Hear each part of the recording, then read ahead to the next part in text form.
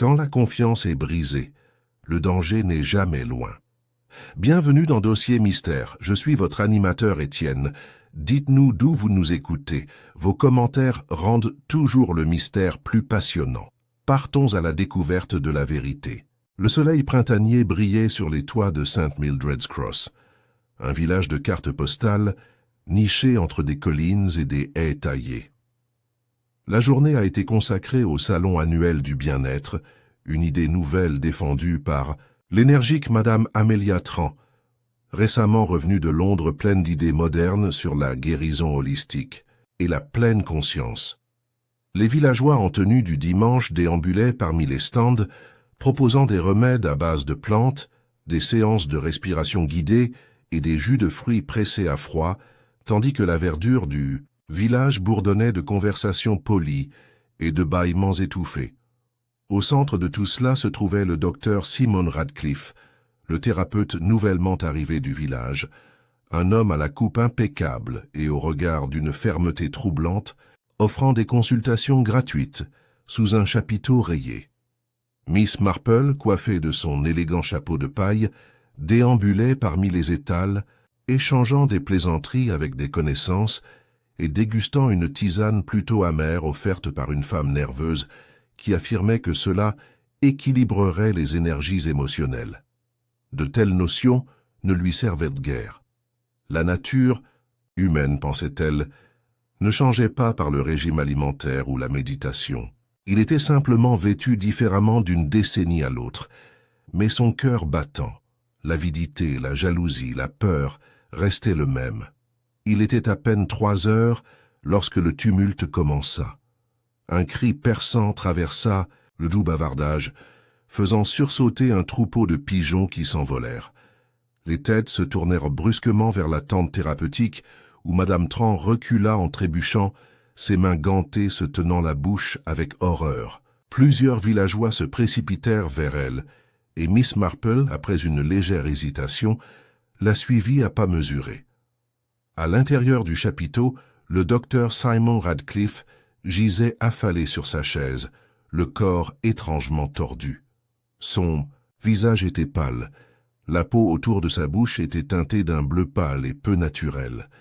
À côté de lui, au sol, se trouvait un petit verre à moitié vide rempli d'un liquide verdâtre. Les joyeuses banderoles accrochées à la tente claquaient au gré de la brise, un contraste étrangement joyeux avec le calme de la mort. « Quelqu'un va chercher le gendarme !» s'écria M. Digby, le maître de poste à la retraite, même si l'urgence de sa voix était atténuée par l'excitation particulière qui accompagnait souvent de tels événements dans les villages tranquilles. Madame Tran n'arrêtait pas de répéter « Je suis juste allé lui apporter une infusion d'herbes fraîches. Je n'ai rien vu. Il allait bien il y a seulement quelques instants. » Miss Marple se tenait tranquillement près de l'entrée de la tente, ses yeux bleus perçants ne manquant de rien. Elle remarqua le repose-pied renversé près de la chaise de Radcliffe, le léger parfum d'amandes amères dans l'air et l'expression particulière figée sur le visage du thérapeute. Pas de peur, mais plutôt un regard presque perplexe, comme s'il avait entrevu quelque chose auquel il ne parvenait pas vraiment à croire. Les villageois formaient de petits groupes bourdonnants à l'extérieur de la tente, spéculant à voix basse. Certains serraient leurs enfants plus fort. D'autres ont simplement apprécié le drame, comme si la foire avait offert un point culminant passionnant bien au-delà de ses offres habituelles d'aromathérapie et de macramé. Miss Marple, après un moment de silence pensif, se tourna vers Madame Tran.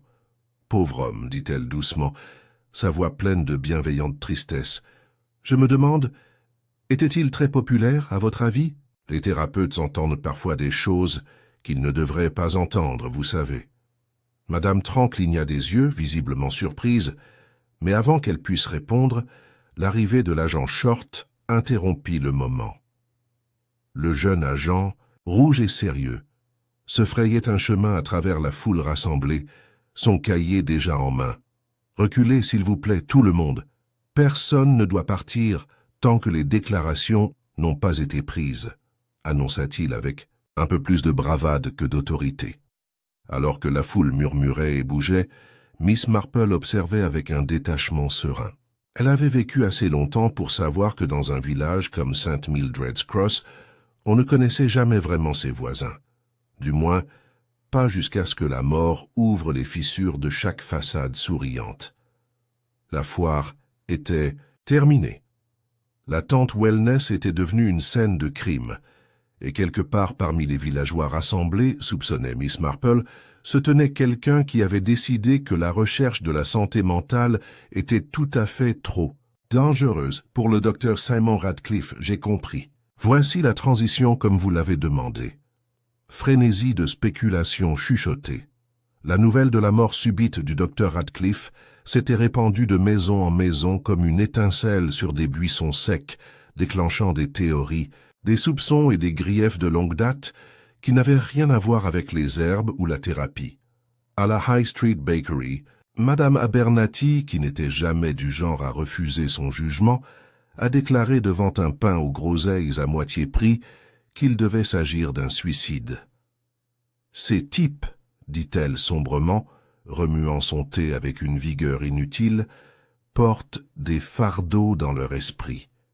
Qui sait quelles ténèbres ils découvrent, même en eux-mêmes. » Monsieur Tompkins le boucher renifla dans son tablier et affirma que ce n'était pas si poétique. « Du poison, purement et simplement, grogna-t-il. Cela devait l'être. Cette boisson verte qu'ils ont trouvée, probablement une concoction à base de plantes sophistiquées qui a mal tourné. Ou peut-être que quelqu'un voulait que ça tourne mal. Au cimetière, un groupe de paroissiens âgés murmurait avec urgence après la prière du matin. Madame Bartlett, dont le neveu avait autrefois eu besoin de conseils, a reniflé et a déclaré que cela servait le droit de l'homme de s'ingérer dans des affaires privées. « Je fouille dans les sentiments des gens, dit-elle, comme si elle parlait d'une forme chirurgicale déplaisante. Il finirait forcément par contrarier quelqu'un. Pendant ce temps, Miss Marple était assise calmement dans sa jolie chambre à Dinemead Cottage, tricotant méthodiquement un doux châle gris, tandis que son esprit se tournait vers les potins du matin comme des pierres dans un ruisseau. Elle a trouvé la précipitation des villageois à porter un jugement à la fois prévisible et utile. Les théories des gens en révèlent souvent davantage sur eux-mêmes que sur l'événement qu'ils essayèrent d'expliquer. Son amie Madame Witherby, venue de bonne heure sous prétexte de lui livrer un panier de scones, se perchait avec inquiétude sur le bord du fauteuil et se tamponnait le front avec un mouchoir bordé de dentelle. « Jane, ma chérie, c'est tout simplement épouvantable. Vous avez dû remarquer comme moi comment certaines dames se rassemblaient autour du docteur Radcliffe, des créatures idiotes, jetant leur dévolu sur un homme qui gagnait sa vie en fouillant leurs secrets. Je ne serais pas surpris si c'était l'une d'entre elles qui perdait la tête. » Miss Marple assembla pensivement ses aiguilles. « Elle a perdu la tête ?» répéta-t-elle doucement. « Ou peut-être avez-vous perdu quelque chose de plus précieux, ses secrets ?» Madame Witherby hocha la tête avec empressement, passant à côté de l'implication la plus profonde. « Exactement. Vous le voyez aussi. De la jalousie, c'était ça. Ou de la gêne. Ou de la méchanceté.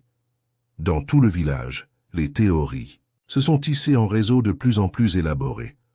Certains ont affirmé que Madame Tran l'avait empoisonnée par accident, confondant ainsi ses herbes. D'autres murmuraient que M. Hargreaves, le maître d'école, avait vu le docteur Radcliffe au sujet d'une question personnelle délicate et aurait pu vouloir qu'il se taise. Quelques-uns ont même suggéré, avec un goût morbide, que le thérapeute savait quelque chose sur un haut placé du conseil paroissial, quelque chose d'assez dangereux pour le tuer. À midi, l'agent Short avait réussi à ériger une barrière maladroite autour de la tente thérapeutique, et un inspecteur sévère, Craddock, avait été convoqué de Much Benham.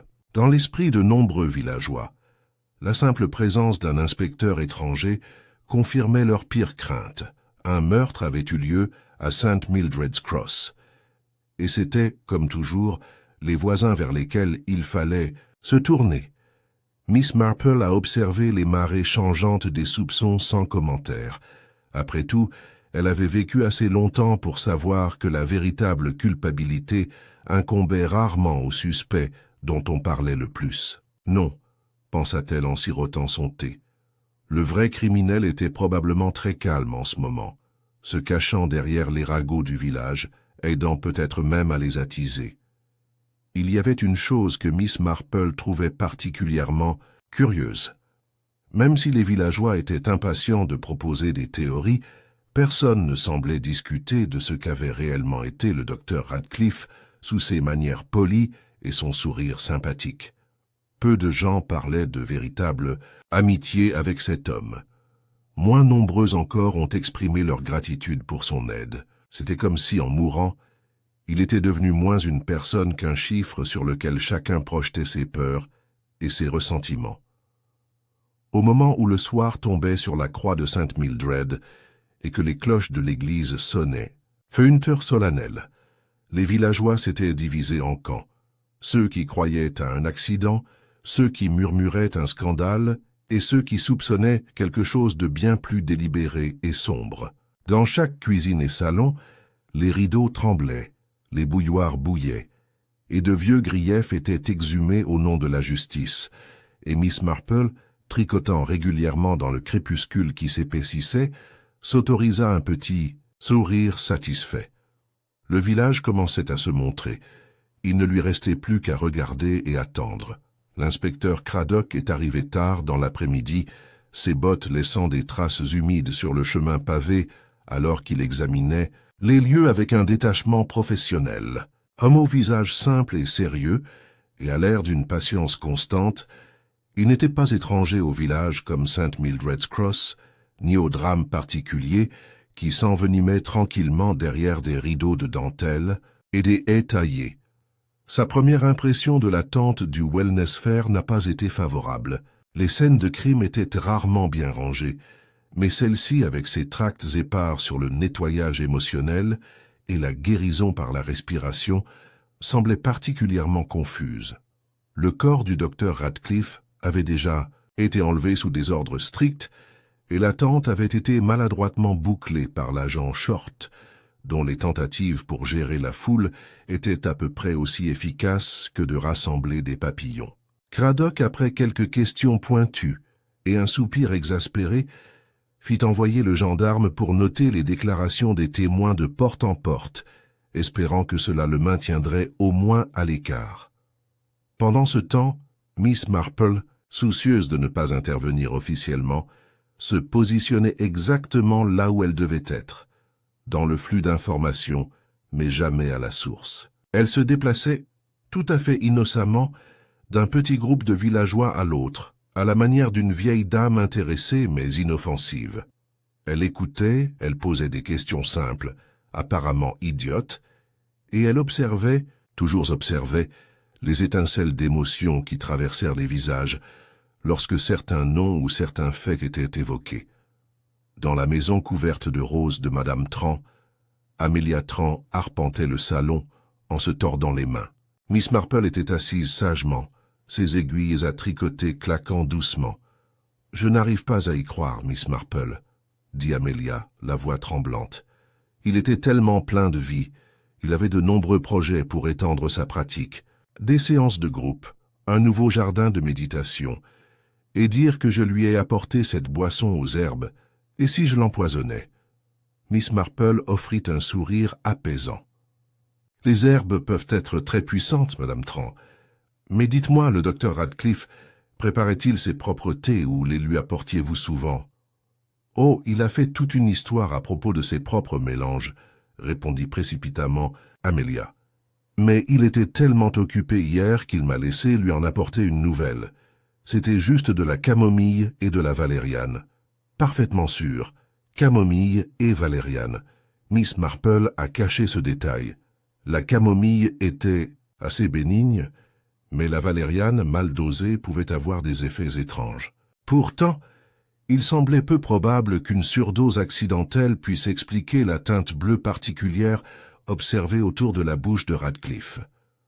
Au bout de l'allée, au pub Green Dragon, Miss Marple a trouvé un tout autre type d'information. Le propriétaire du pub, M. Pritchard, essuyait les verres tout en dispensant librement ses théories. Ce médecin, marmonna-t-il en se penchant plus près, il a fait bouger les choses. Les gens lui confiaient leurs problèmes, bien sûr, mais parfois il en savait trop. Miss Marple sirota pensivement sa limonade. Et était-il apprécié, diriez-vous? M. Pritchard renifla. Assez apprécié alors qu'il était utile, mais digne de confiance, c'est une autre affaire. Dehors, le soir s'installait dans une douce brume, brouillant les contours du village. Miss Marple marchait lentement dans les rues étroites, remarquant les fenêtres fermées, les rideaux tirés à la hâte. La peur était entrée sur la croix de Sainte Mildred, et avec la peur vint le silence, ou tout aussi révélateur le mensonge. Au presbytère, le révérend M. Ames s'est montré très mal à l'aise. Il offrit du thé à Miss Marple d'une main tremblante et parla en platitude de pardon et de compréhension, mais ses yeux trahissaient un malaise. Lorsque Miss Marple a mentionné avec désinvolture le rôle du docteur Radcliffe consistant à aider les âmes à se décharger d'elles-mêmes, M. Ames a pris une teinte rose particulière. Eh bien oui, des questions confidentielles, bien sûr, même si je dois dire que les méthodes du docteur Radcliffe étaient non conventionnelles. Il croyait trop à l'idée de creuser la douleur. Si vous me le demandez, il vaut mieux laisser certaines blessures tranquilles. En effet, murmura Miss Marple, et pourtant, les blessures ignorées s'enveniment parfois. Monsieur Ames s'essuya le front avec un mouchoir et changea de sujet en fonction de la météo. Plus tard, alors que le crépuscule tombait, Miss Marple assista au rassemblement informel qui s'était formé, sans y être invitée, mais inévitable, devant le magasin du village. Les principales commères étaient présentes. Madame Abernathy, Monsieur Tompkins, la jeune Annie Price elle-même, pâle et agitée, et Madame Lottie, dans son énorme manteau de tweed. Ils parlaient à voix basse et pressante, regardant autour d'eux, comme s'ils craignaient que les murs n'aient des oreilles. « J'ai entendu dire par Mary Sims, murmura dramatiquement Madame Abernathy, que Radcliffe tenait un journal privé. Il écrivait tout. Et si quelqu'un pensait qu'il avait écrit à leur sujet? Monsieur Tompkins hocha sagement la tête. C'est logique.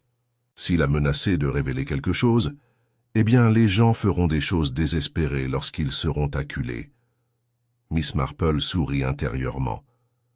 Les ragots peuvent ne pas être fiables, mais ils se rapprochent souvent de la vérité. Un journal privé, c'était vraiment intéressant. Mais ce qui a frappé Miss Marple plus que les ragots, c'est le comportement d'Annie Price.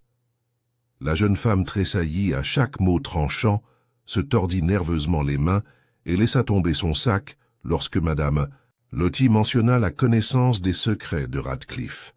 Ses réactions étaient trop prononcées pour être ignorées, et ce n'était pas, soupçonnait Miss Marple, un signe de culpabilité. Plus probablement par peur. De retour à Danemead Cottage, Miss Marple s'installa dans son fauteuil, son tricot mis de côté. Son esprit passait en revue les rencontres de la journée avec une précision minutieuse.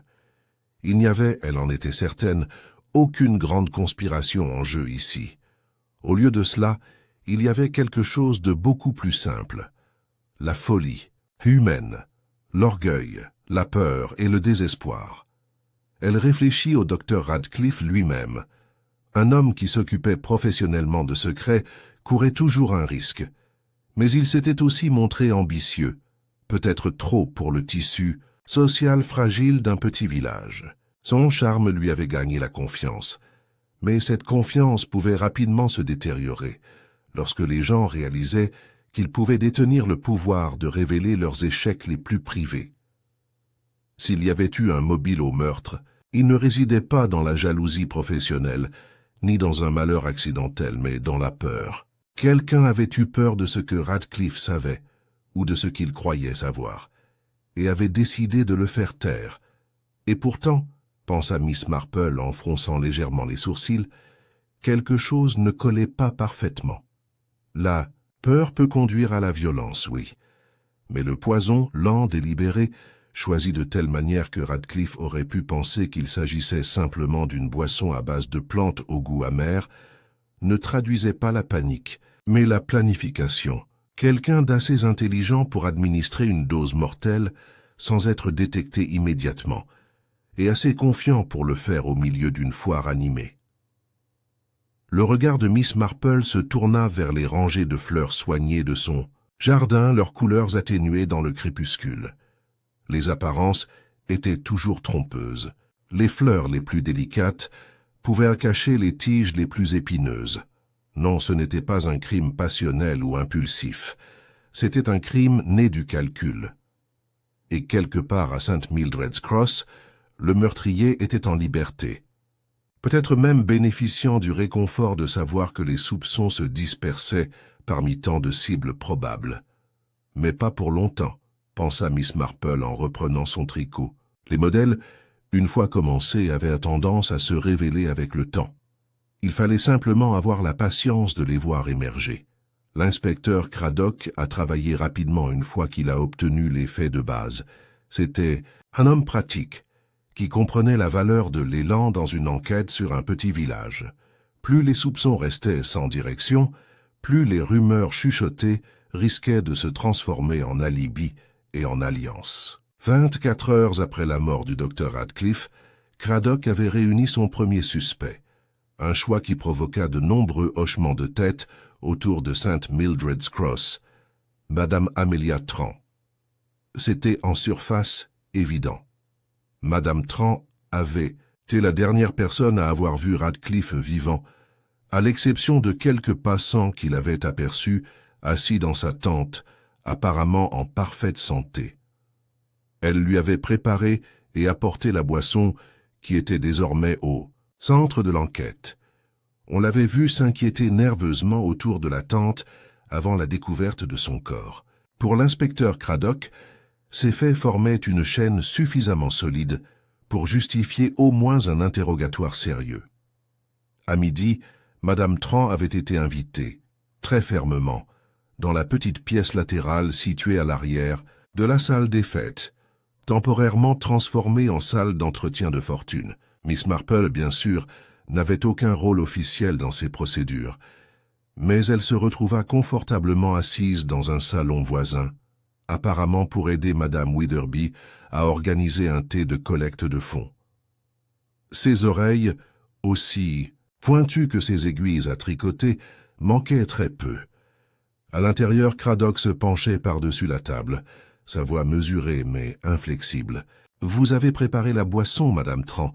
Personne d'autre n'y a touché entre votre cuisine et la tente du docteur Radcliffe. » Madame Tran a tordu son mouchoir sur ses genoux.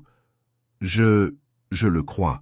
Je veux dire, je n'ai vu personne d'autre le toucher. Je l'ai juste posé sur la table à côté de lui.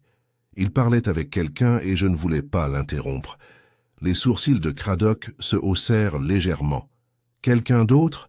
Vous avez vu un autre visiteur ?» Madame Tran hocha rapidement la tête. « Oui, même si je ne les ai pas reconnus. Une femme, je crois.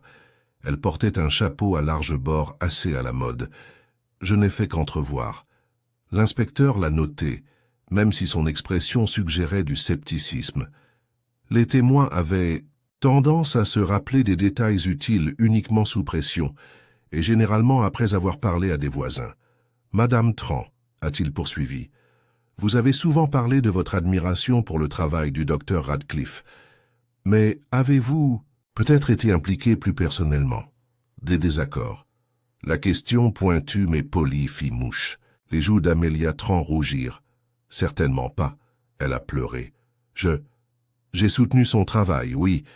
Il était une bouffée d'air frais pour le village. Il comprenait les gens. » Sa voix faiblit et quelque chose de non dit planait dans la pièce. Craddock n'insista pas plus loin à ce moment-là. Il croyait en une pression lente plutôt qu'en un interrogatoire brutal. Mais lorsque Madame Tran a été libérée, techniquement libre, mais portant le lourd manteau de suspicion, les murmures ont commencé à l'extérieur. En fin d'après-midi, le village était définitivement vivant. Madame Abernathy a déclaré haut et fort dans la file d'attente de la boulangerie que la pauvre Amelia a toujours trop aimé cet homme. M. Tompkins a marmonné sombrement à propos de conflits émotionnels qui ont mal tourné.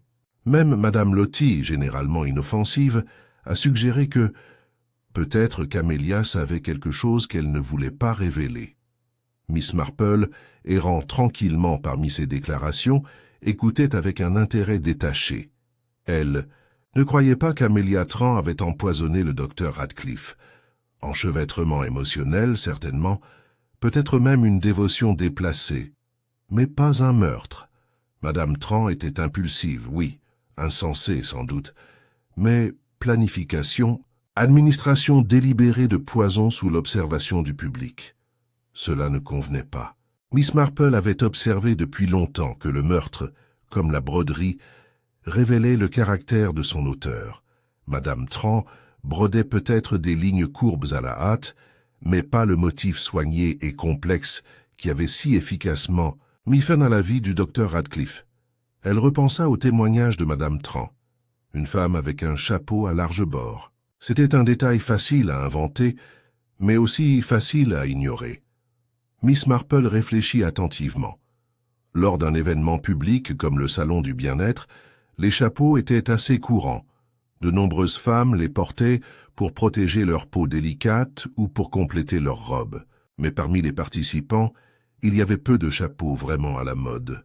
Seulement une poignée si ma mémoire était bonne. Ce soir-là, elle était assise à tricoter, se remémorant la foire dans sa tête. Madame Weatherby avait porté sa cloche délavée habituelle. Madame Lottie, pas de chapeau du tout. Madame Abernathy, un vieux bonnet poussiéreux, mieux adapté au désherbage qu'aux événements sociaux. Mais Annie Price, se souvient-elle, arborait une nouvelle création à large bord bleu marine, un chapeau qui avait suscité les commentaires admiratifs de plusieurs jeunes. Annie prit. Ce nom rappela la mémoire de Miss Marple. La jeune fille s'était montrée nerveuse lorsque des rumeurs sur Radcliffe avaient été diffusées. Et pourtant, qu'est-ce que la jeune Annie aurait bien pu avoir à cacher? Il était temps, décida Miss Marple, de poser quelques questions polies. Le lendemain, matin, elle rendit visite au modeste cottage des Price. La mère d'Annie, une femme robuste aux manières brusques, ouvrit la porte et fit entrer Miss Marple avec un mélange de flatterie et de suspicion. Annie elle-même apparut peu après, les mains encore saupoudrées de farine de boulangerie. « Ma chérie, dit gentiment Miss Marple, j'ai tellement admiré votre chapeau à la foire. Une teinte si charmante. Le bleu marine vous va à merveille. » Annie rougit et marmonna merci. « Je me demande, continua doucement Miss Marple, étiez-vous peut-être en visite dans la tente du docteur Radcliffe cet après-midi-là? Il devait faire chaud, et on aurait peut-être besoin de se reposer à l'ombre. » Annie se raidit presque imperceptiblement. « Je viens de passer, dit-elle précipitamment. Je ne me suis pas arrêtée. » Miss Marple hocha la tête, son expression bienveillante. « Bien sûr, un après-midi si chargé. Et un tel choc, pauvre docteur Radcliffe. J'espère que vous vous portez bien malgré tous ces désagréments. De telles choses peuvent être bouleversantes, surtout si l'on connaît personnellement le jeune homme. » Annie hocha la tête, les yeux écarquillés et évasifs. Lorsque Miss Marple prit congé, elle en fut certaine. Annie Price cachait quelque chose. Mais il restait à savoir s'il s'agissait d'un meurtre ou simplement d'une sottise de jeunesse. De retour à Denmead Cottage, Miss Marple a trouvé une note cachée derrière sa porte. C'était de l'inspecteur Craddock, demandant un rendez-vous. Discret. De toute évidence, sa confiance officielle dans la culpabilité de Madame Trant commençait à s'effilocher. Ce soir-là, autour d'un thé fort et de sablé, Miss Marple écouta patiemment Craddock exposer ses doutes. « Trop soigné, Miss Marple, a-t-il admis. Trop pratique. Tout le monde semble soulagé de blâmer Amelia Trant, cela seul me rend suspect. » Miss Marple sourit légèrement. « Le suspect évident, inspecteur, est très rarement le bon. Les êtres humains, vous savez, sont bien plus doués pour cacher leur véritable identité que ce que nous leur attribuons, surtout dans un petit village. » Craddock soupira. « Alors, où allons-nous chercher ensuite ?» Les doigts de Miss Marple tracèrent des motifs inutiles sur le bord de sa tasse de thé. « Nous devons chercher, inspecteur, non pas qui détestait le docteur Radcliffe, mais qui le craignait. La peur est un motif bien plus fort que la colère. Et la peur, contrairement à la colère, ne s'avoue pas si facilement. » Elle se leva et lissa ses jupes. « C'est une question de modèle, cher inspecteur, et je crois que le prochain point en révélera plus que ce que le village est prêt à admettre. » L'inspecteur Craddock, fortifié par la tranquille conviction de Miss Marple, accepta de poursuivre son enquête avec un œil plus large. Pourtant, le village avait commencé à s'installer autour du récit commode de la culpabilité d'Amelia Trant. Les humains, se dit Miss Marple, aiment les explications simples. Cela leur a épargné l'inconfort de se regarder de trop près, eux-mêmes et leurs voisins. Le lendemain matin, l'aube était lumineuse mais fraîche, le genre de temps rigoureux qui transportait le son avec netteté dans les ruelles étroites. Miss Marple, emmitouflée dans son joli manteau gris, se dirigea vers le terrain du salon du bien-être, désormais en grande partie abandonné, à l'exception de quelques ouvriers démontant les stands et balayant les déchets égarés. Elle s'arrêta près des restes de la tente du docteur Radcliffe, le tissu rayé maintenant affaissé et à moitié plié. Les panneaux officiels de la police flottaient toujours à ses coins, avertissant les curieux. Miss Marple, cependant, n'avait jamais eu besoin d'entrer dans une scène pour la comprendre. Elle se tenait à quelques mètres, scrutant le sol, laissant son esprit travailler à rebours. Les gens considéraient souvent le crime comme soudain et chaotique. Mais le plus souvent, constata Miss Marple, les crimes se révélaient plus clairement à travers les petites choses ordonnées, les détails négligés que personne ne jugeait suffisamment importants pour mentir. Ses yeux parcoururent la zone, et là, près du pied d'une petite haie bordant le green, quelque chose attira son attention, un morceau de papier flottant doucement contre l'herbe. Miss Marple se pencha avec précaution et le récupéra. Il s'agissait d'un coin déchiré d'un pamphlet, l'un des centaines qui avaient été distribués pendant la foire, mais avec une tache distinctive sur un côté. En y regardant de plus près, la tache s'est révélée être de l'encre, légèrement floue comme si elle avait été pressée par des doigts humides. Une négligence peut-être, ou quelque chose de plus. Le titre du pamphlet était encore visible. « Vos secrets, votre guérison. Technique radicale d'autodivulgation » par le docteur Simon Radcliffe. Miss Marple le fourra soigneusement dans son sac. La tache d'encre la fascinait. Le docteur Radcliffe avait été méticuleux dans son apparence et ses habitudes.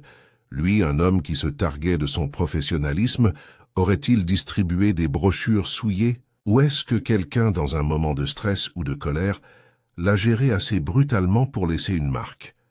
De retour au village, Miss Marple s'est arrêtée au salon de thé, apparemment pour commander une livre de Darjeeling.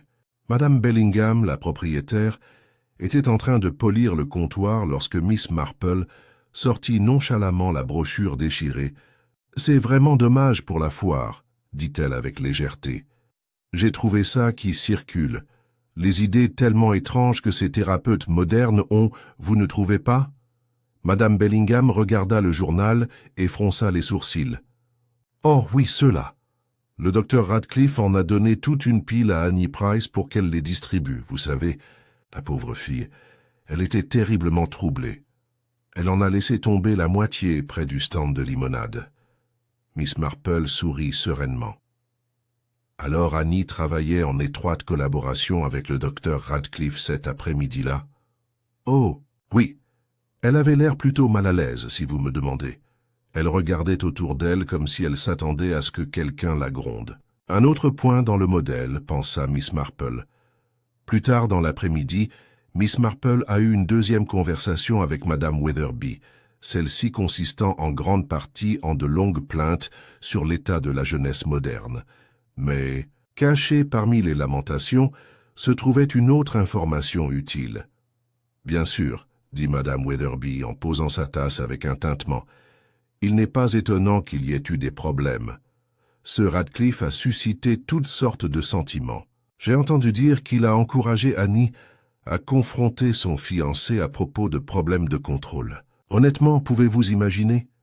Le jeune Fred Perry est un bon garçon. Un peu strict peut-être, mais seulement parce qu'il se soucie des apparences. La pauvre Annie était en larmes devant la chapelle la semaine dernière après l'un de leurs conversations. Le tricot de Miss Marple s'arrêta au milieu d'une maille. Conversation, affrontement, secret.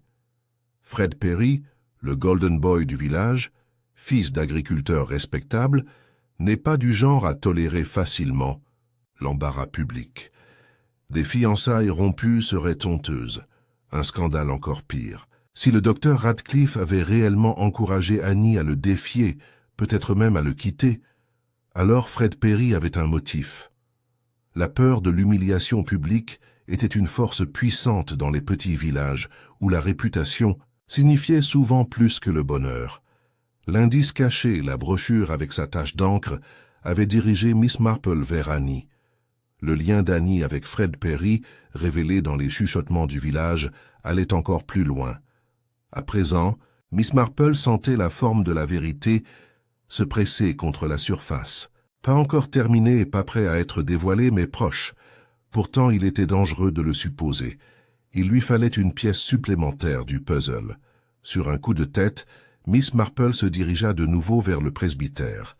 Le révérend Ames la salua avec une politesse épuisée.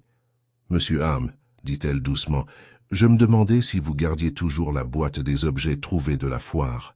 Je crois que j'ai peut-être laissé tomber un foulard. » Le révérend Ames cligna des yeux mais sortit le petit panier en osier du vestibule. À l'intérieur se trouvaient les bricoles habituelles. Des parapluies, un lapin en peluche pour 100 francs, une paire de lunettes. Et autre chose, une petite bouteille bouchée à moitié dissimulée sous un mouchoir en soie abandonné. Miss Marple le souleva délicatement.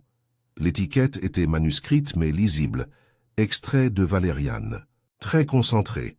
Ses yeux se plissèrent légèrement. « Comme c'est curieux », dit-elle à voix haute, mais à personne en particulier. La bouteille était plus récente que les autres articles. Quelqu'un l'avait placée là après la foire, espérant qu'il passerait inaperçu et serait pris pour un objet perdu inoffensif. Mais dans un village comme St. Mildred's Cross, où Madame Abernathy inventoriait les mitaines perdues, comme s'il s'agissait de joyaux de la couronne, aucun objet n'était véritablement invisible. Miss Marple a remercié M. Ames et est rentrée, chez elle, l'esprit tourmenté. La valériane à dose suffisamment forte pourrait avoir un effet sédatif et, dans des cas extrêmes, déprimer mortellement le système nerveux. En combinaison avec d'autres facteurs, comme un cœur déjà sollicité ou un poison supplémentaire, cela pourrait facilement provoquer les symptômes présentés par le docteur Radcliffe, et quelqu'un avait voulu que cette bouteille disparaisse tranquillement. Les dernières pièces glissaient en place. La peur d'Annie Price, la colère de Fred Perry, la boisson aux herbes trafiquées, la mauvaise direction envers Amelia Trant. Miss Marple était assise dans son salon ce soir-là, regardant le coucher de soleil se transformer en violet dans le ciel. Il restait bien sûr des formalités à respecter, déclaration de la police, confirmation. Mais au fond de son cœur, elle le savait déjà. Ce n'était ni l'amour ni la haine qui avaient tué le docteur Radcliffe, c'était la peur. La peur de la honte, la peur de la perte, la peur d'un avenir échappant à notre contrôle. Et dans cette peur, quelqu'un avait franchi la frontière entre la vie ordinaire du village et le meurtre. À la fin de la semaine, le calme superficiel de la croix de Sainte Mildred avait commencé à se déchirer comme un vieux papier peint, révélant les minables secrets qui se cachaient en dessous. L'inspecteur Craddock, de plus en plus méfiant d'heure en heure, avait élargi ses entretiens au-delà des suspects évidents, et sous la pression des interrogatoires, les villageois ont commencé à parler, parfois trop, parfois pas assez, mais en révélant toujours plus que ce qu'ils voulaient. À la boulangerie, Madame Abernathy a été entendue avouer qu'elle avait rendu visite en secret au docteur Radcliffe pour lui demander conseil sur les dettes de jeu de son fils. Il a promis de garder le silence, murmura-t-elle amèrement à Madame Lotty. Mais vous savez comment c'est, une fois que vous en parlez à quelqu'un, ce n'est plus vraiment un secret. Dans la sacristie, le révérend Ames, le visage rouge et en sueur, a admis à l'inspecteur Craddock qu'il avait consulté le docteur Radcliffe au sujet d'une question financière privée. Un projet d'investissement insensé, a-t-il expliqué, aggravé par sa peur de perdre le respect de sa congrégation. L'idée que le docteur Radcliffe pourrait laisser échapper ne serait-ce qu'un soupçon de cette faiblesse l'avait rongé pendant ses nuits d'insomnie. Même Madame Tran, malgré son rôle de bouc émissaire préféré du village, avait ses propres raisons d'être inquiète. Il est devenu clair qu'elle avait confié au docteur Radcliffe des sentiments qui, s'ils étaient reconnus publiquement, auraient pu nuire à sa réputation au sein de la Women's Welfare League. Des sentiments romantiques, murmuraient certains. Des indiscrétions embarrassantes ont laissé entendre d'autres. L'effet de ces révélations fut corrosif. Les voisins se regardèrent avec une nouvelle méfiance, de vieilles amitiés effilochées. Les sourires devenaient de plus en plus rares. Les façades soignées de la croix de Saint Mildred ont commencé à s'effondrer. De sa manière calme et méthodique, Miss Marple a regardé le village se défaire. Elle l'avait déjà vu, dans des familles de cousins éloignés après des testaments contestés, dans des paroisses divisées par le scandale. Les gens, une fois exposés à la possibilité d'une trahison, n'avaient souvent besoin que de peu d'encouragement pour commencer à soupçonner une trahison partout. Pourtant, à travers tout cela, Miss Marple a gardé son attention concentrée sur les deux jeunes gens au centre du drame caché, Annie Price et Fred Perry. Annie, habituellement joyeuse et pleine d'énergie, était devenue chaque jour plus calme. Elle évitait le contact visuel, restait à l'écart des conversations et surprenait facilement lorsqu'on lui parlait. Fred Perry, de son côté, gardait une expression ferme et sombre, n'apparaissant en public que lorsque cela était nécessaire et s'exprimant avec des phrases courtes et contrôlées. La nature large d'épaules et fanfaronnade de son père avait toujours semblé héritée de Fred, mais maintenant il y avait une colère bouillonnante juste sous ses hochements de tête courtois. Miss Marple décida qu'il était temps de remuer. Doucement la marmite. Un après-midi, elle a donné rendez-vous à Madame Price sous prétexte de livrer un panier de tricot pour la campagne caritative de l'église. Tandis qu'ils discutaient autour d'un thé fort, Miss Marple s'enquit délicatement des fiançailles d'Annie. Madame Price, occupée dans la cuisine, répondit avec une luminosité forcée. « Oh, ce n'est qu'un malentendu, ma chérie. Juste de la nervosité. Les jeunes ont des idées stupides. Fred est un bon garçon. Il ne veut que ce qu'il y a de mieux pour Annie. »« Et Annie » demanda doucement Miss Marple. Madame Price hésita, puis eut un rire cassant. « Elle reviendra. Elle connaît son devoir. » Miss Marple hocha la tête avec sympathie, masquant l'acuité de ses pensées.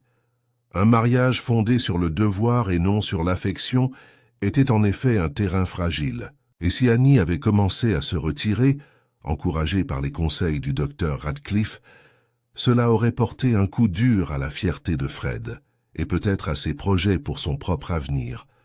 Plus tard dans la même journée, Fred Perry a croisé la route de l'inspecteur Craddock dans la verdure du village.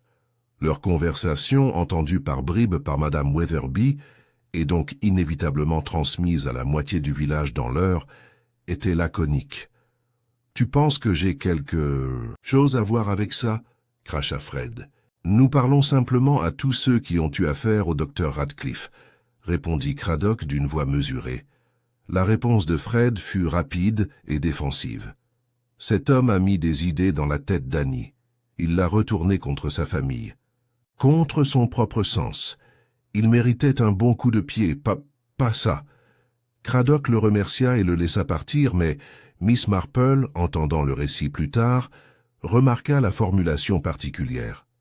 Fred n'avait pas exprimé de chagrin face à la mort de Radcliffe, seulement de l'indignation et du ressentiment. C'était révélateur. Pendant ce temps, au magasin général, un autre fil conducteur inattendu est apparu. Monsieur Holloway, le commerçant voûté avec un penchant pour les écoutes clandestines, a mentionné à Miss Marple qu'il avait vu la jeune Annie se disputer avec le docteur Radcliffe le matin de la foire. Elle était bouleversée, vraiment bouleversée. a-t-il déclaré en pesant une livre de sucre d'orge, agitant ses bras, genre « Je pense qu'elle n'a pas aimé ce qu'il lui a dit. » « Et Fred Perry ?» demanda Miss Marple avec désinvolture, inspectant les bocaux sur le comptoir. Holloway se gratta la tête. « Il est arrivé tard ce soir-là, n'est-ce pas après la foire. On aurait dit qu'il avait couru. Tout rouge au visage.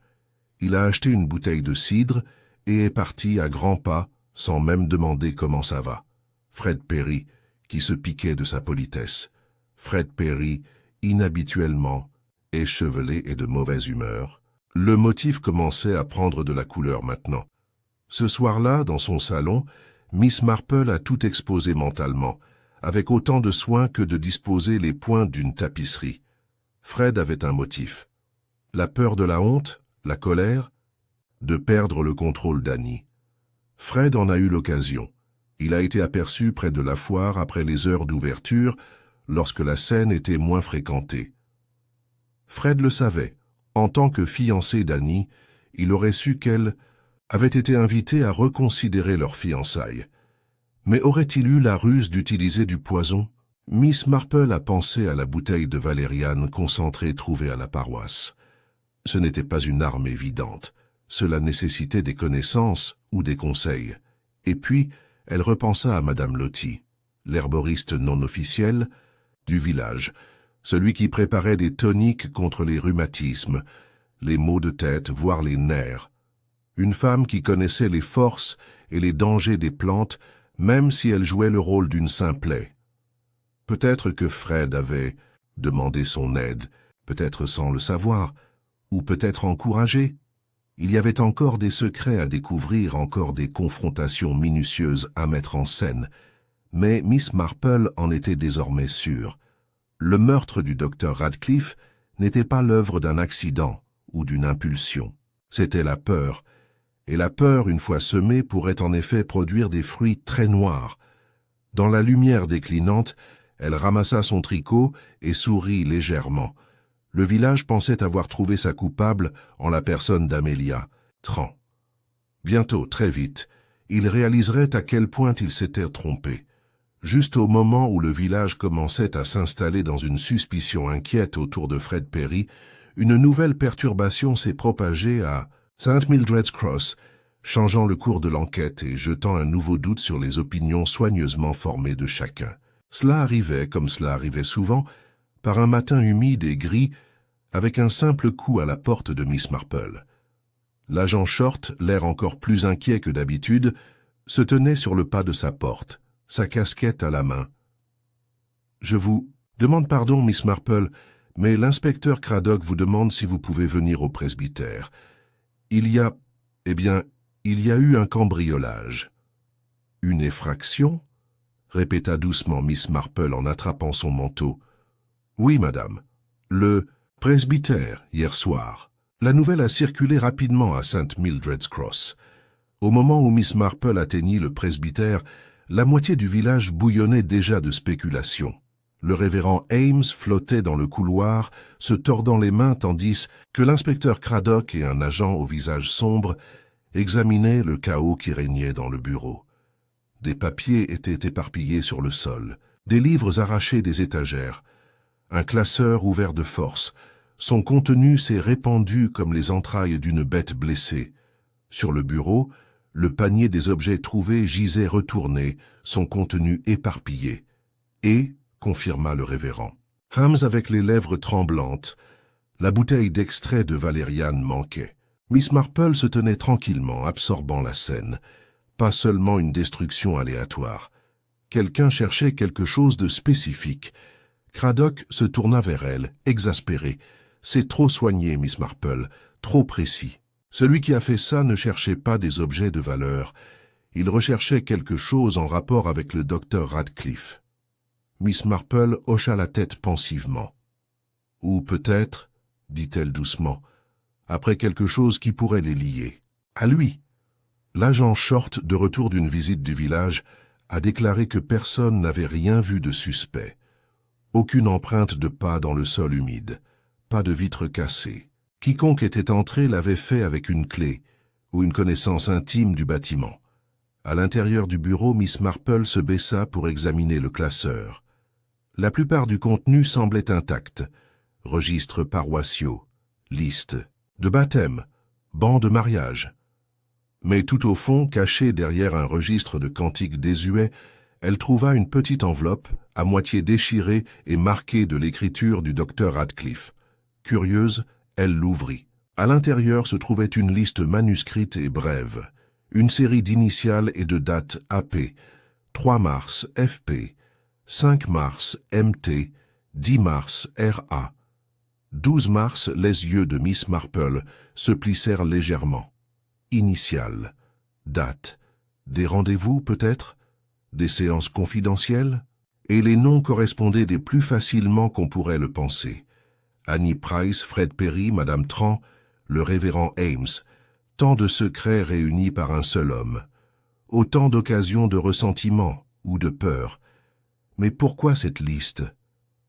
Aurait-elle été cachée ici, parmi les registres paroissiaux? Peut-être que le docteur Radcliffe avait reconnu le danger dans lequel il se trouvait. Peut-être avait-il cherché à le cacher dans un endroit qu'il pensait sûr, quelque part au-delà de son bureau, au-delà de tout soupçon. Si tel était le cas, il avait échoué. Le vol de la bouteille de valériane et le pillage du bureau laissaient penser à quelqu'un qui cherchait désespérément à effacer les preuves. Mais des gens désespérés ont commis des erreurs. L'inspecteur Craddock, parcourant la liste par-dessus l'épaule de Miss Marple, fronça les sourcils. « Nous ne regardons plus seulement Fred Perry, cela... » Il tapota le journal. Mais le révérend Ames dans une position très délicate. Miss Marple inclina la tête. En effet, même s'il serait sage de se rappeler, inspecteur, que les apparences sont souvent trompeuses. Le motif et l'opportunité sont importants. Mais le caractère, cher inspecteur, est le fil qui les unit. Cet après-midi-là, le village bouillonnait à nouveau de ragots. Madame Abernathy a insisté sur le fait que le révérend Ames avait dû tomber dans une sorte de vice. Madame Witherby a spéculé en larmes sur un réseau de chantage. Monsieur Tompkins a marmonné sombrement à propos de la pourriture au cœur de l'autorité. Pourtant, au milieu de tout ce bruit, Miss Marple remarqua quelque chose de plus subtil. Fred Perry était devenu plus audacieux. Il parcourait les rues du village la tête haute, le pas plus vif. Comme si un lourd fardeau s'était levé. Un homme qui croyait que les soupçons s'étaient déplacés ailleurs. Un homme coupable, peut-être, reconnaissant pour toute distraction. Plus tard dans la soirée, Miss Marple a organisé une visite apparemment informelle à Danvers Farm, la maison de la famille Perry. Fred la salua avec raideur mais sans hostilité, et Madame Perry, une femme chaleureuse avec une poignée de main ferme, l'accueillit. Autour du thé, Miss Marple a salué le succès de la ferme, a admiré le bétail, Perry et a parlé avec enthousiasme des perspectives d'avenir de Fred. « Vous devez être très fier, dit-elle chaleureusement. Un mariage à l'horizon, une belle propriété à hériter, un bel avenir en effet. » Le visage de Fred se crispa légèrement. « Si Annie le veut toujours, dit-il brièvement. Miss Marple pencha innocemment la tête. « Oh, a-t-elle eu des doutes ?» Fred haussa les épaules. « Les filles ont des idées stupides, surtout quand quelqu'un comme Radcliffe leur met des bêtises dans la tête. »« Et pourtant, dit doucement Miss Marple, le docteur Radcliffe ne conseillera personne maintenant. » La bouche de Fred se tordit en quelque chose entre une grimace et un sourire. « Non, il ne le fera pas. » C'était une petite chose, ce sourire. Mais Miss Marple, qui avait passé sa vie à observer le comportement humain, le voyait pour ce qu'il était, de la satisfaction. Pas de chagrin, pas de choc. Satisfaction. Le lendemain matin, une autre pièce du puzzle s'est mise en place. Madame Lottie, interceptée devant le marchand de légumes, a laissé échapper que le jeune Fred lui avait posé des questions sur les herbes apaisantes 2 jours avant la foire. « Je lui ai dit que la racine de valériane était bonne pour les nerfs, dit-elle en gonflant les joues. Je n'y ai rien pensé. Il a dit qu'Annie avait du mal à dormir. Pauvre agneau. » Miss Marple la remercia, l'esprit tourbillonnant. Fred avait cherché les moyens. Il avait un mobile. Il avait des connaissances, quoique maladroites. L'utilisation de la valériane, suffisamment inoffensive pour échapper à toute suspicion immédiate mais dangereuse à forte concentration, correspond à ce modèle. L'effraction au presbytère n'avait pas changé l'assassin. Cela avait simplement révélé la profondeur de sa peur et sa volonté de manipuler le regard du village ailleurs. Miss Marple savait maintenant ce qu'elle devait faire, mais elle doit faire preuve de prudence. Le tueur était devenu audacieux. Une fois, il pourrait, s'il était poussé correctement, se révéler entièrement. Le point final de la tapisserie était presque prêt. Bien sûr, Miss Marple avait passé sa vie à perfectionner l'art du piégeage en douceur.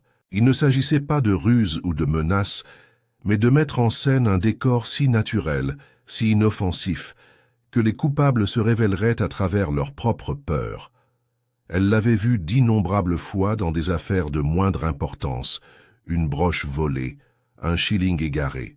Mais le meurtre, elle le savait, n'était qu'un vol de la forme la plus effroyable, le vol de la vie, et la méthode restait la même. C'est dans cet esprit qu'elle a planifié son prochain mouvement, en prenant soin de l'intégrer. Dans la routine quotidienne, le lendemain après-midi, Miss Marple annonça à Madame Witherby qu'elle organiserait une petite réunion de thé au Denmead Cottage. « Rien de formel », insista-t-elle gentiment. « Juste quelques-uns d'entre nous pour remonter le moral après tous ces désagréments. » Les invitations ont été lancées avec soin. Madame Abernathy, Madame Witherby, Monsieur Tompkins, la jeune Annie Price et surtout Fred Perry. Ce serait une affaire simple, des scones, de la crème caillée, de la confiture et surtout une conversation. Le jour même, le salon était aménagé avec l'élégance tranquille habituelle. Une nappe de dentelle recouvrait la table. Les plus belles tasses en porcelaine brillaient. Des assiettes de sandwich et de friandises étaient disposées exactement ainsi. Et au cœur de tout cela, Miss Marple était assise, image même de l'hospitalité innocente.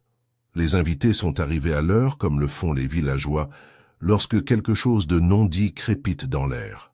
Au début, la conversation était tendue, tournant autour de la météo et des problèmes de jardinage. Mais Miss Marple la guida astucieusement, la laissant dériver, avec précaution, vers le sujet qu'elle envisageait. « C'est si épouvantable », murmura-t-elle en versant du thé, « ce qui est arrivé au pauvre docteur Radcliffe, et maintenant cette horrible affaire au presbytère. De telles aventures, on ne sait guère à qui faire confiance, il y a eu une réaction parmi les invités. » Madame Abernathy grogna. Annie Price baissa les yeux sur son assiette. Fred Perry attrapa sa tasse avec une main qui, si les yeux perçants de Miss Marple ne la trompèrent pas, tremblait légèrement. « Bien sûr, » continua Miss Marple de sa voix la plus douce, « certaines personnes disent que le docteur Radcliffe a été tué parce qu'il en savait trop. J'ose dire qu'il a entendu beaucoup de secrets. Les gens peuvent être très méchants à propos de telles choses. » Elle jeta un regard innocemment à Fred, qui se força à sourire. « Les secrets finissent toujours par être révélés, » a-t-il déclaré. « En effet, » dit Miss Marple en posant soigneusement sa tasse. « Même les secrets que nous pensons être enterrés en toute sécurité. Eh bien, parfois, les choses mêmes que nous essayons de cacher tombent au moment où nous nous y attendons. Le moins, un bout de papier laissé derrière nous, une conversation oubliée, entendue, même la plus petite erreur peut être terriblement révélatrice. » Fred bougea sur sa chaise. Annie lui jeta un coup d'œil, puis détourna rapidement le « Regarde !» Madame Witherby, sentant quelque chose dans l'air mais ne sachant pas exactement quoi, remplit le silence d'un rire nerveux.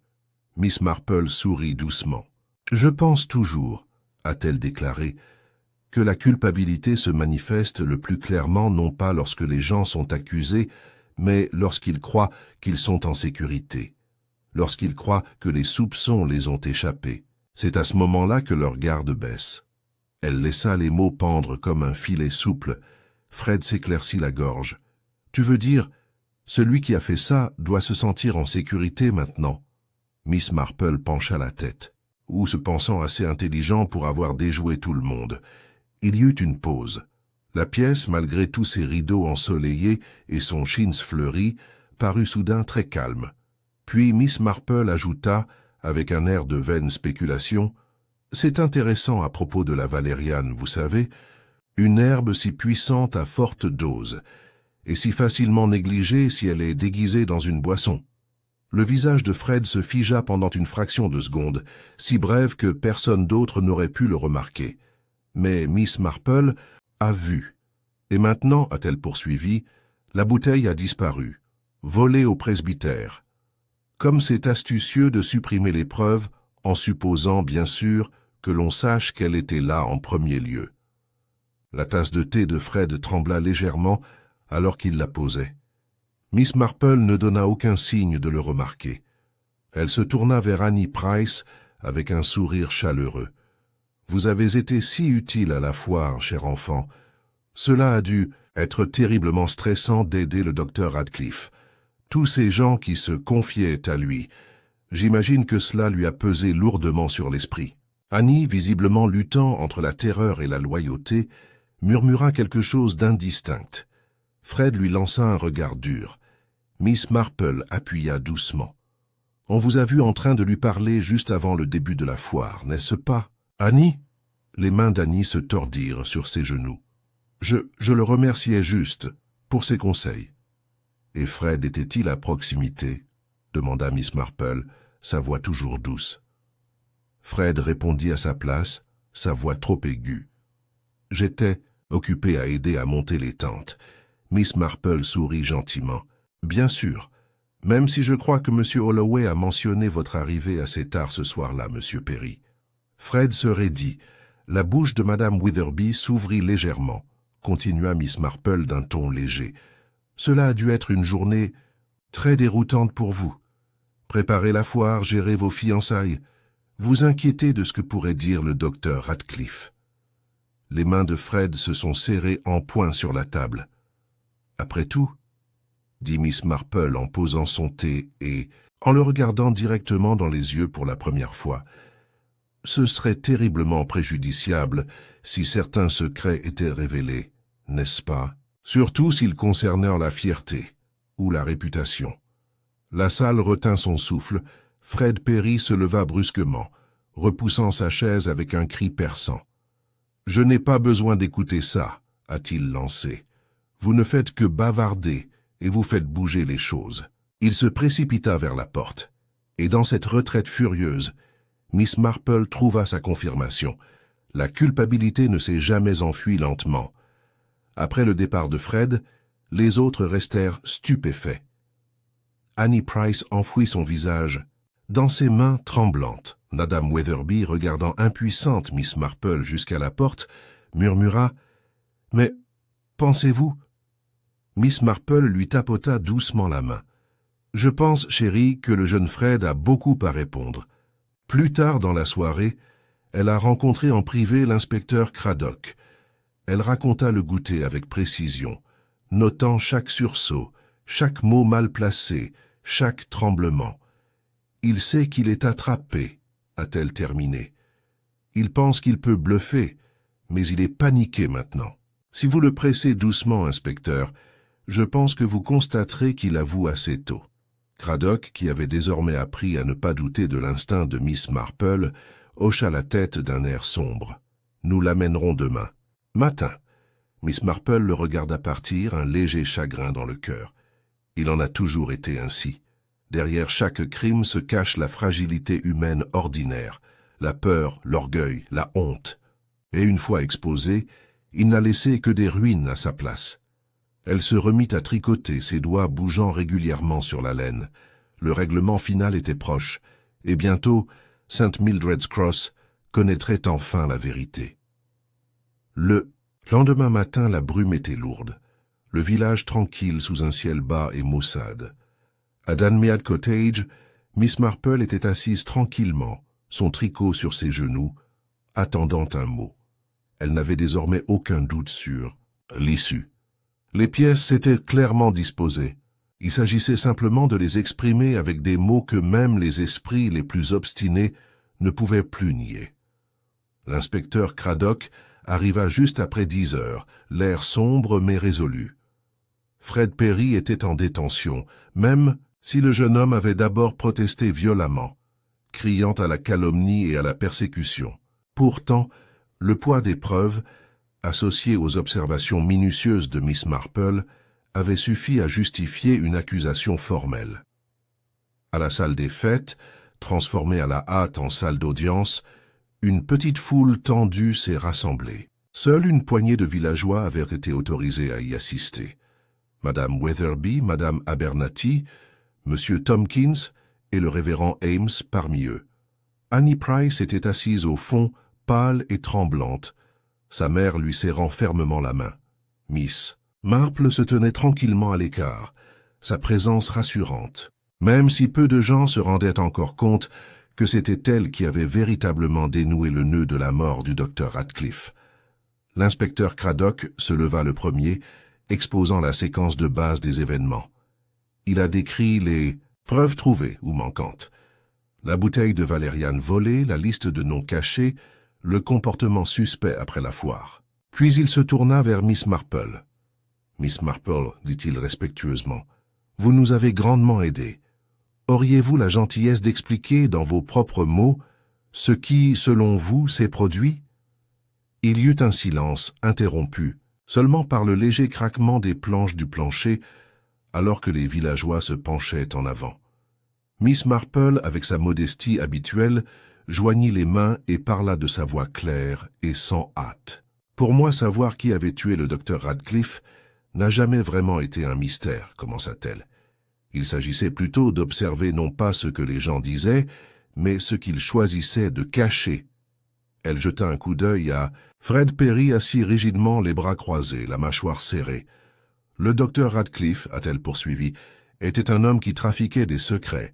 Il écoutait, il conseillait, et le plus dangereux, il encourageait les gens à changer, à se libérer des anciennes contraintes. Pour certains, c'était le bienvenu. Mais pour d'autres, elle fit une pause significative.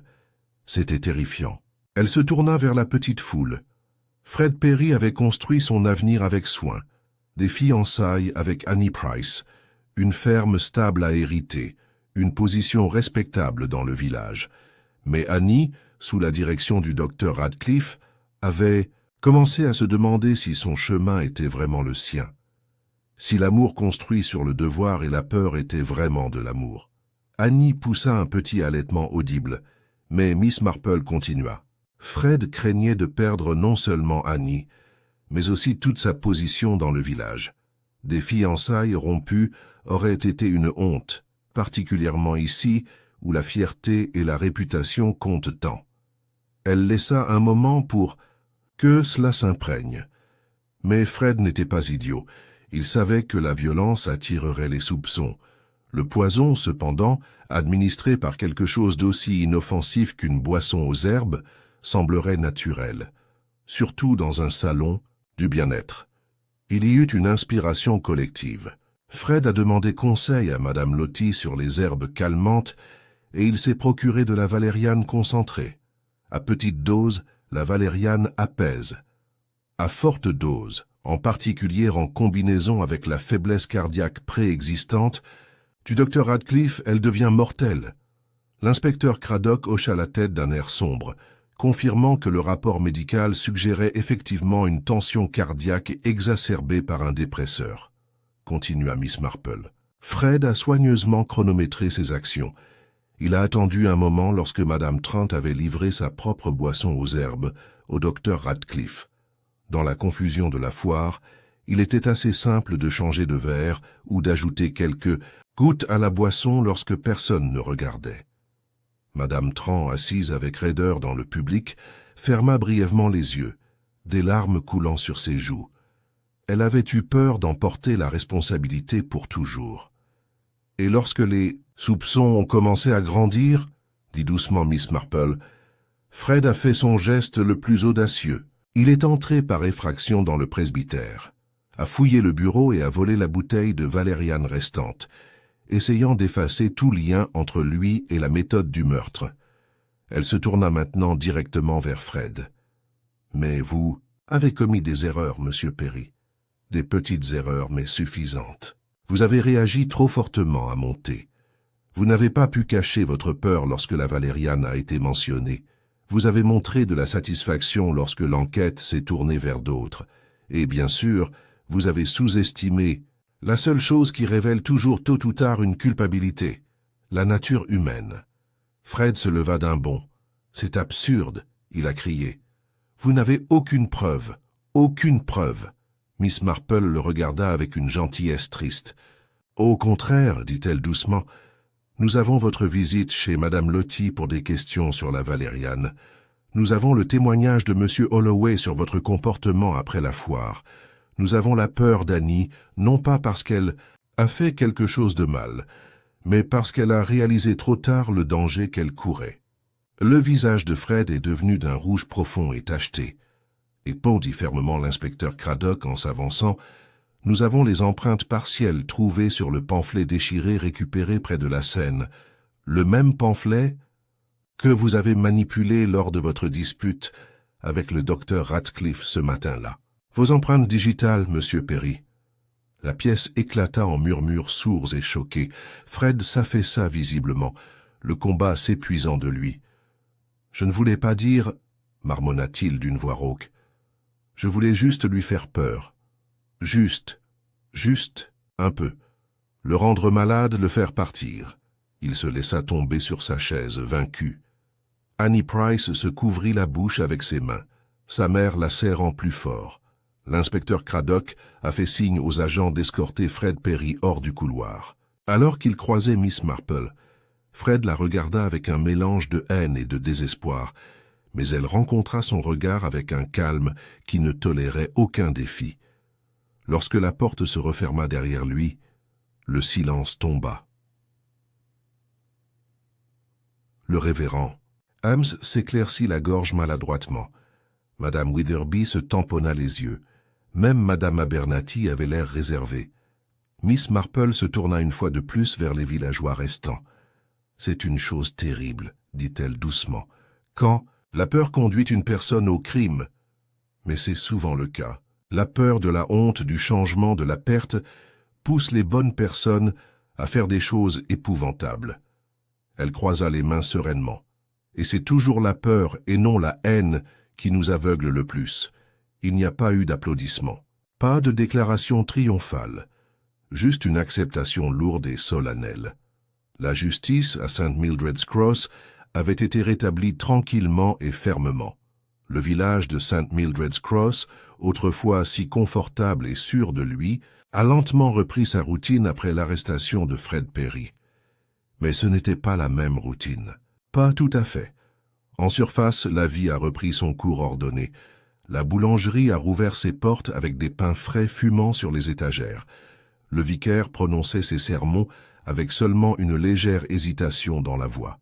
Les enfants retournèrent à leur jeu sur la place, et Madame Abernathy reprit son habitude d'arroser ses roses à 3 heures précises chaque après-midi.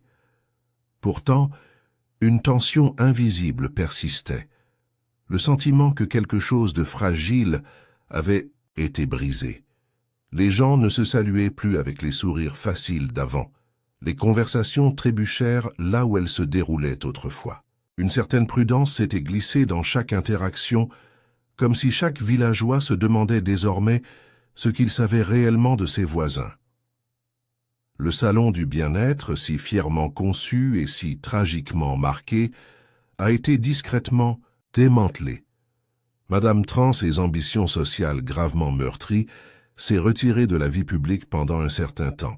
Le révérend Ames a redoublé de sermons sur le pardon et la compassion, ses propres craintes ayant été trop cruellement exposées au cours de l'enquête.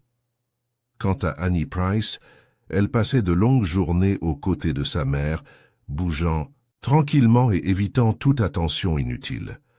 Les fiançailles avec Fred, bien sûr, ont été dissoutes sans cérémonie. Il n'y a eu aucune annonce, aucune condoléance murmurée. C'était simplement compris. Un chapitre clos. Un après-midi, plusieurs semaines après les aveux de Fred, Annie s'aventura au Danmead Cottage, sa petite silhouette projetant une ombre hésitante contre la porte blanche et impeccable. Miss Marple, qui était en train de tailler ses rosiers, la repéra aussitôt et l'appela pour prendre le thé. Assise en face de la vieille dame dans le confortable salon, Annie tordait nerveusement son mouchoir, mais parvenait à sourire faiblement. « Je voulais juste vous remercier, Miss Marple, dit-elle doucement, pour voir la vérité, pour aider tout le monde à la voir. » Miss Marple sourit gentiment. « Ma chérie, la vérité trouve toujours un chemin, même si elle a besoin d'un peu d'aide. » Annie hésita, puis ajouta « J'aurais dû dire quelque chose plus tôt, à propos de la colère de Fred. À quel point j'avais peur, mais je pensais que ce serait déloyal. Je pensais que cela ferait honte à ma famille. » Les yeux de Miss Marple s'adoucirent. « Il est très difficile, dit-elle doucement, de parler quand nous craignons de ne pas être crus, ou quand nous craignons de blesser. Mais le silence aussi comporte ses dangers, parfois bien plus graves. » Annie hocha la tête, s'essuyant rapidement. « T'as les yeux. Vous constaterez, poursuivit Miss Marple en versant davantage de thé, que la force vient doucement par petits pas. Et la vérité, une fois prononcée, a une manière de soulager les fardeaux que nous pensions devoir porter pour toujours. » Alors qu'Annie partait, l'air plus légère qu'elle ne l'avait été depuis des semaines, Miss Marple resta un moment à la porte, regardant le village. Le changement était lent dans de tels endroits. Les scandales se sont estompés, les souvenirs se sont adoucis. La vie, toujours têtue, a poussé de nouvelles pousses à travers les fissures d'une confiance brisée. Mais la cicatrice de cet événement demeurerait, juste sous la surface, rappelant que même les endroits apparemment les plus sûrs abritaient des ombres. Plus tard dans la semaine, l'inspecteur Craddock a effectué une dernière visite avant de clôturer officiellement l'affaire. « Tu avais raison surtout, » dit-il en s'installant dans le fauteuil près du feu. Comme d'habitude, Miss Marple repoussa le compliment avec un léger sourire. « Ce n'était pas génial, inspecteur, dit-elle modestement, juste de l'attention. Les gens vous disent toujours qui ils sont, si vous savez écouter. » Craddock rit. Il s'avère qu'écouter est plus difficile qu'il n'y paraît. Ils sirotèrent, à leur thé dans un silence convivial pendant un moment, le tic-tac remplissant l'espace chaleureux et confortable. « Vous savez, dit pensivement Craddock, j'ai toujours du mal à y croire. Jeune Fred. Tout le monde pensait qu'il était un modèle de stabilité. » Miss Marple hocha la tête. « La stabilité, oui, mais aussi la fierté. La fierté et la peur, inspecteur, sont les compagnes les plus dangereuses. » Elle posa soigneusement sa tasse de thé. Fred n'était pas méchant par nature. Il n'était pas cruel pour le plaisir de la cruauté. Mais il cherchait désespérément à préserver une image de lui-même. Le jeune agriculteur fort, le fiancé responsable, l'avenir du village. Lorsque cette image a été menacée, il a agi par peur. Et la peur, lorsqu'elle est acculée, est terriblement imprévisible. L'inspecteur Craddock soupira. C'est une triste affaire tout autour. Miss Marple regarda le feu, son expression illisible. « Ça, l'est toujours, » dit-elle doucement. Alors que l'inspecteur prenait congé, promettant de lui envoyer un résumé approprié de l'affaire pour ses dossiers, Miss Marple se retourna vers son tricot. Le doux clic des aiguilles était régulier, réconfortant. Dehors, la brume qui s'était accrochée au village depuis si longtemps se dissipait enfin, révélant un soleil pâle et hésitant. Elle réfléchit, comme elle le faisait souvent après, de tels événements, à la fragilité de la nature humaine. Les gens n'étaient pas tant méchants que faibles, luttant contre des vagues de peur, de solitude, d'orgueil et de nostalgie. Et parfois, lorsque les marées devenaient trop fortes, ils faisaient des choix terribles. Pourtant, il y avait toujours de l'espoir, dans les démarches hésitantes d'Annie vers l'indépendance, dans le lent retour à la bienveillance du village, dans la résilience tranquille de ceux qui ont choisi de ne pas se laisser dominer par la peur. Miss Marple termina son rang, coupa le fil et mit son ouvrage de côté. Il y aurait toujours plus de mystère, plus de tragédie tranquille sous des visages souriants. Elle le savait. Mais pour l'instant, pour aujourd'hui, St. Mildred's Cross était en paix.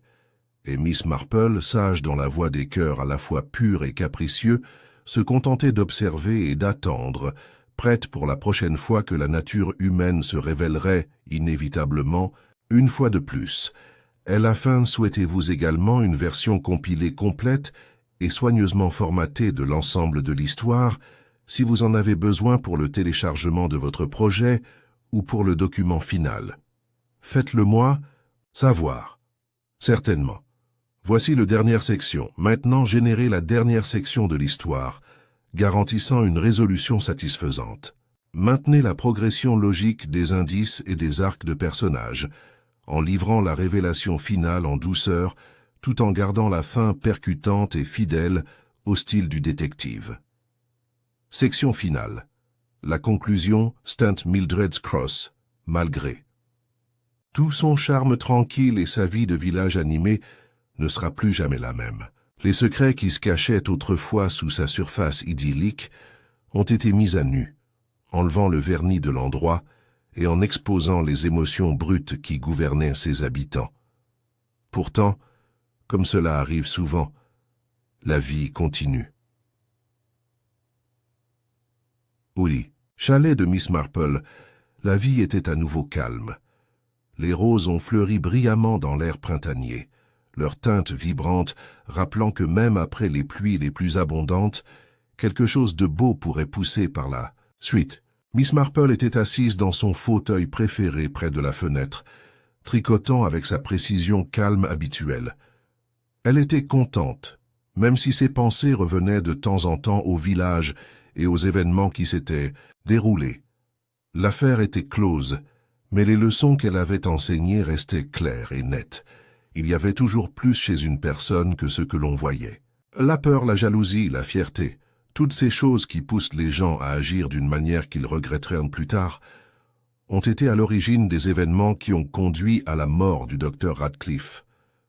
Mais cela avait aussi révélé autre chose, le courage tranquille de ceux qui faisaient face à leurs erreurs et se réparaient, comme Annie Price avait commencé à le faire. L'inspecteur Craddock avait été fidèle à sa parole. Il avait assuré l'arrestation et la poursuite de Fred Perry, même s'il n'y avait eu aucune satisfaction. En fin de compte, il ne s'agissait pas d'un crime et d'un châtiment, mais d'un échec tragique de la compréhension humaine. Fred, dans son désespoir aveugle de garder le contrôle, avait commis une erreur de calcul fatale. Et là-dedans, Miss Marple voyait quelque chose de trop familier, le danger de construire des murs autour de soi, des murs qui finissent par se refermer. Un léger coup à la porte interrompit les pensées de Miss Marple. Elle sourit en mettant de côté son tricot et se leva pour répondre. Debout dans l'embrasure de la porte se tenait Annie Price, sa posture droite et son expression sombre mais résolue. « Bonjour, Miss Marple, » dit Annie, sa voix portant le poids de quelqu'un qui avait grandi au-delà de la fille qui frémissait autrefois sous l'examen minutieux. « Je voulais encore te remercier. Pour tout. » Miss Marple l'invita à entrer, et ils s'assirent ensemble près du feu, Annie sirotant tranquillement son thé. Le silence était désormais confortable, reflet de la nouvelle stabilité d'Annie. « Vous avez fait un voyage difficile, Annie, » dit Miss Marple d'une voix douce mais ferme. « Mais tu es plus fort que tu ne le penses. » Annie sourit, mais c'était un petit sourire prudent. « J'apprends encore, » a-t-elle admis. « Mais je n'ai plus peur. » Miss Marple hocha la tête, les yeux pensifs. « La peur est une chose terrible, ma chère, mais parfois c'est ce que nous craignons le plus qui nous en apprend le plus sur nous-mêmes, sur ce pourquoi nous sommes prêts à nous battre. » Annie baissa les yeux sur sa tasse, ses pensées dérivant. « J'avais peur de décevoir tout le monde, de briser le cœur de Fred, de briser les attentes de ma famille. Mais la vérité est que je n'ai jamais vraiment vécu ma propre vie. Je vivais celle que tout le monde voulait que je vive. » Miss Marple la regarda tranquillement, sentant le changement chez la jeune femme. « Ce n'est pas une chose facile, Annie, trouver son propre chemin. Mais tu as déjà fait le plus dur. Tu as choisi de le suivre. » Ils restèrent assis dans un silence amical pendant un moment, le feu crépitant doucement entre eux. Dehors, le village bourdonnait à nouveau de vie, même s'il régnait dans l'air une entente tranquille qui ne s'effacerait pas. « Le village va guérir », a déclaré Miss Marple, brisant le silence. « Cela prendra du temps, mais ça guérira. » Annie hocha la tête. « Je sais, et je ferai ma part. J'aiderai à reconstruire la confiance qui a été perdue. » Miss Marple sourit. « Un bon début, vous voyez, même dans les moments les plus sombres, il y a toujours un moyen d'avancer, un moyen de redresser la situation, même si cela prend des années. » Alors qu'Annie se levait pour partir, Miss Marple lui tendit un petit paquet de tricot qu'elle avait terminé au cours de leur conversation, une simple écharpe en laine douce. « Un gage de mes encouragements, » dit Miss Marple avec un clin d'œil, « pour les jours plus froids à venir. » Annie le prit avec un sourire reconnaissant, le cœur un peu plus léger qu'avant. « Merci, Miss Marple. Je n'oublierai jamais ce que vous avez fait pour moi. » Sur ce, elle se retourna et partit, laissant Miss Marple seule dans la chaleur de son cottage, l'esprit content et le cœur en paix. Le village, l'affaire, tout était arrivé à son terme. Mais Miss Marple savait que, comme toujours, la vie offrirait de nouvelles énigmes à résoudre et de nouvelles leçons à apprendre, et elle serait là pour observer tranquillement, pour écouter patiemment et, le moment venu, pour percer en douceur les mystères cachés sous la surface.